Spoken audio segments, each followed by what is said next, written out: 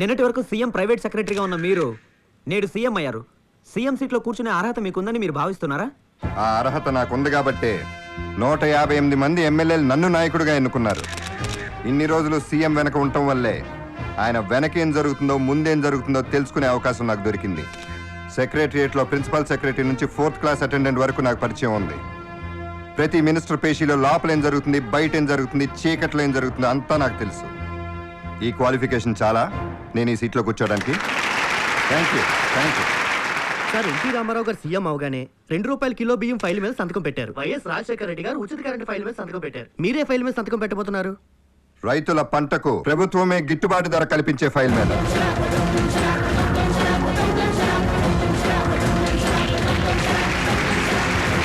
Sir, మీరు ఈ నిర్ణయం ఎందుకు తీసుకున్నారు?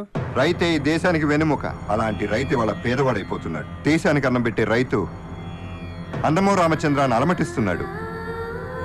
అందుకే నా ప్రభుత్వ హయాంలో ఏ పేద రైతు ఇంట్లో ఆకలిచా ఉండకూడదనే ఈ నిర్ణయం తీసుకున్నాను. ఒక వాచీ తయారు చేసేవాడు తను తయారు చేసిన వాచీ ఖరీదంతా నిర్ణయిస్తాడు. ఒక చెప్పులు తయారు చేసేవాడు తను తయారు చేసిన చెప్పు ఖరీదంతా నిర్ణయిస్తాడు. అలాగే పెన్ను నుంచి ప్లేన్ వరకు ఎవరు తయారు చేసిన వస్తువుకి వాడే రేట్ నిర్ణయిస్తాడు.